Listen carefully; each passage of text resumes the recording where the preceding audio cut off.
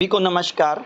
शिक्षक संकुल बैठक में क्विज के माध्यम से रोचकता को और बढ़ाने के लिए कुछ लिंक आपके समक्ष शेयर किए गए हैं। ये लिंक आपको आपके स्कूल के ब्लॉक के ग्रुप्स पर मिल चुके होंगे। इन ग्रुप्स में, इन लिंक्स में निपुण भारत मिशन की एकेडमिक रणनीति, मास्टर जी का मोटिवेशनल वीडियो, उजाला मैडम का पिटारा जैसे वीडियोस का लिंक शेयर किया गया है, जिसे देख करके आप अपनी शिक्षण व्यवस्था को बेहतर बना सकते हैं। इसके साथ ही क्विज नंबर 3 और 4 का भी लिंक आपको शेयर किया गया है। तो ऐसे इन लिंक्स का यूज़ करते हुए आप अपने आप को और ज़्यादा समृद्ध और प्रभावी शिक्षण करने के लिए तैयार कर सकते हैं।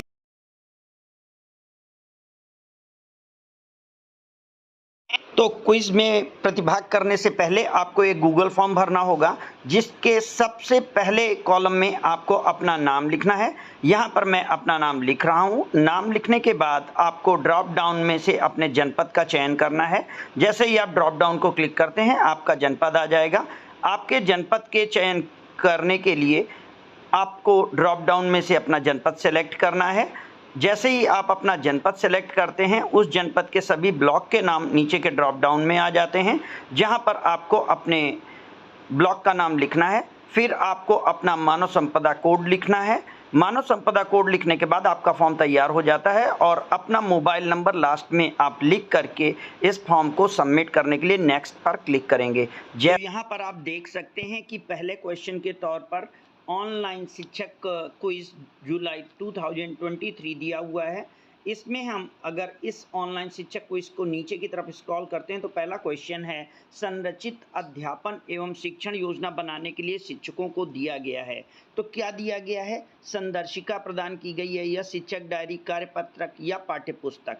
आप इन चारों में से एक ऑप्शन को चुनेंगे। मैं यहाँ पर आपको ऑप्शन नहीं बताऊंगा।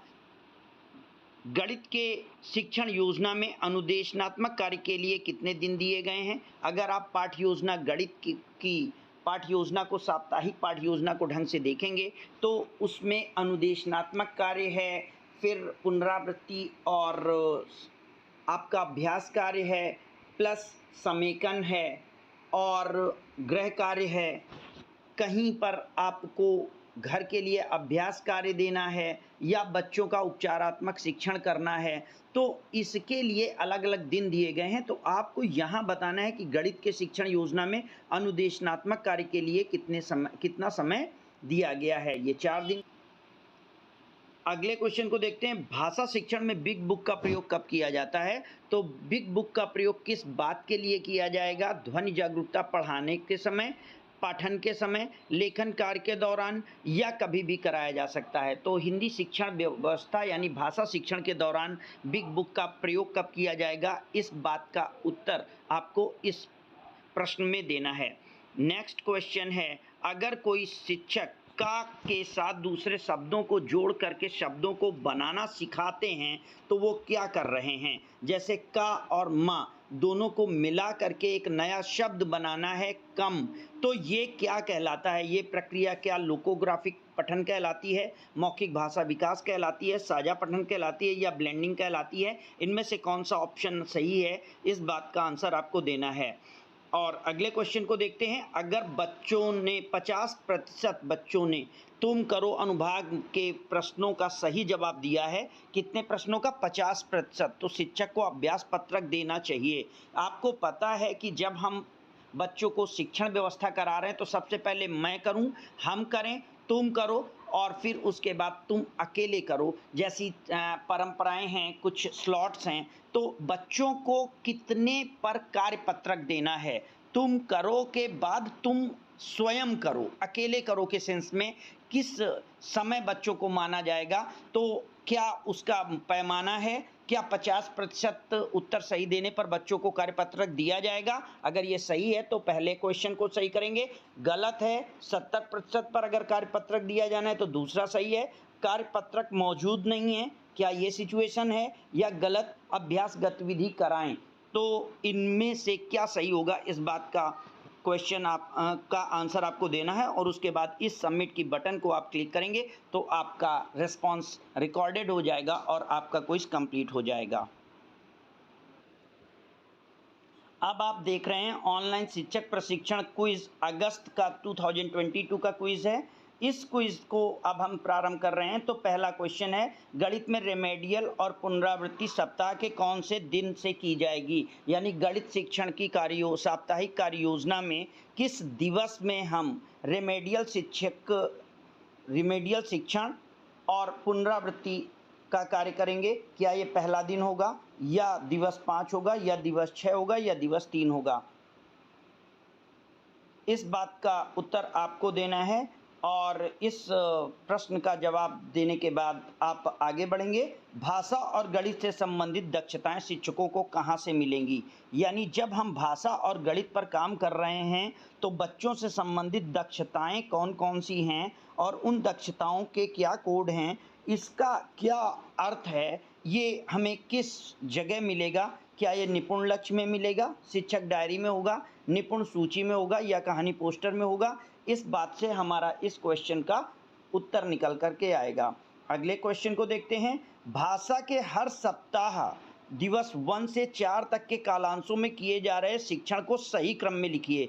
मैं सच बताना चाहूँगा, ये वो क्वेश्चन है जो मुझे नहीं समझ में आ रहा था और जिसके एक्सप्लेनेशन के लिए मैंने ये वीडियो बनाया है। बाकी सारी चीज़ें आप स्वयं से भी पढ़ सकते हैं। तो यहाँ पर करना क्या है, आप देख रहे हैं कि यहाँ पर पहले कॉलम में यहाँ पे कालांश 1, 2, 3 लिखा है और यहाँ पर पठन है, मौखिक भाषा है, डिकोडिंग है और इन सबके सामने 3-3 कॉलम बने हुए हैं। तो आपको ये बताना है कि पठन जो है वो पहले कालांश में क्या किया जाएगा? क्या पहले कालांश में पठन किया जाएगा या मौखिक भाषा रखी जाएगी या डिकोडिंग करेंगे?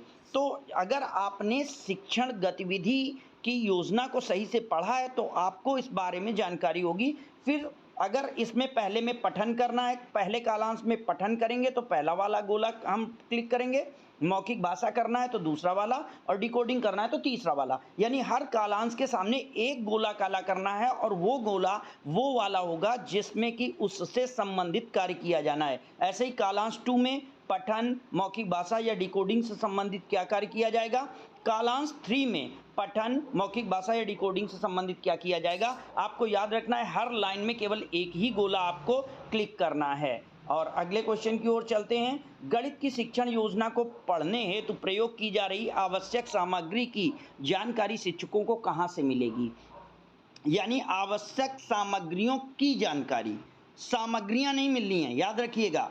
कार्यपत्रक से मिलेगी, शिक्षण योजना के सामग्री विभाग से मिलेगी, शिक्षण योजना के संसाधन विभाग से मिलेगी या संदर्शिका के शुरुआती पृष्ठों में मिलेगी। तो आपको बताना है कि शिक्षण योजना में प्रयोग की जाने वाली आवश्यक सामग्री की जानकारी शिक्षक को कहाँ से मिलेगी, आपको यहाँ पे क्लिक करना है। अगले क्वेश्चन को देखते हैं। शिक्षक रा से बनने वाले 3 से 4 शब्दों को तोड़कर जोड़कर बोलते हैं। बच्चों का ध्यान शिक्षक क्या केंद्रित करना चाहते हैं, यहाँ शिक्षक क्या कर रहे हैं? तो यहाँ पर चूंकि शिक्षक बच्चों की मौखिक भाषा का विकास कर रहे हैं, लेकिन क्या ये कार्य मौखिक भाषा का ही विकास केवल कर रहा है या डिकोडिंग भी कर रहा है या लोकोग्राफिक पठन कर रहा है या साझा पठन कर रहा है? आपको इन 4 में से इस प्रक्रिया को क्या कहेंगे, इस बात को ध्यान में रखते हुए इस क्वेश्चन का आंसर देना है। और इन क्वेश्चंस के जवाब क्लियर करने के बाद आपको सबमिट का बटन दबाना है, जिससे कि आपका आंसर रिकॉर्डेड हो सके और आपकी प्रगति या आपके रिस्पॉन्स परियोजना कार्यालय तक पहुंच सकें। तो ये वीडियो अगर अच्छा लगा हो अपने दोस्तों तक शेयर करें। मेरा उद्देश्य केवल प्रश्नों को सॉल्व करना था, प्रश्नों की भाषा को और सरल करना था, आंसर्स बताना मेरा उद्देश्य नहीं था। इसके लिए मुझे माफ़ करें और आंसर मैं इस प्रतियोगिता की समाप्ति के बाद कमेंट बॉक्स में बता दूंगा। धन्यवाद। ऑनलाइन शिक्षक प्रशिक्षण के इन क्विज के प्रश्नों के आंसर देखने के लिए आप गणित शिक्षण और भाषा शिक्षण की स्कूल रेडीनेस की जो संदर्शिका आपको दी गई है उसमें इसके जवाब को देख सकते हैं। आपको साप्ताहिक शिक्षण योजना, भाषा शिक्षण और गणित शिक्षण की योजना को बहुत ध्यान से पढ़ना होगा और ऐसे ही आवश्यक वीडियो के लिए आप हमारे चैनल को सब्सक्राइब कर सकते हैं। हमारे साथ बने रहिएगा, हम जल्द ही आपसे फिर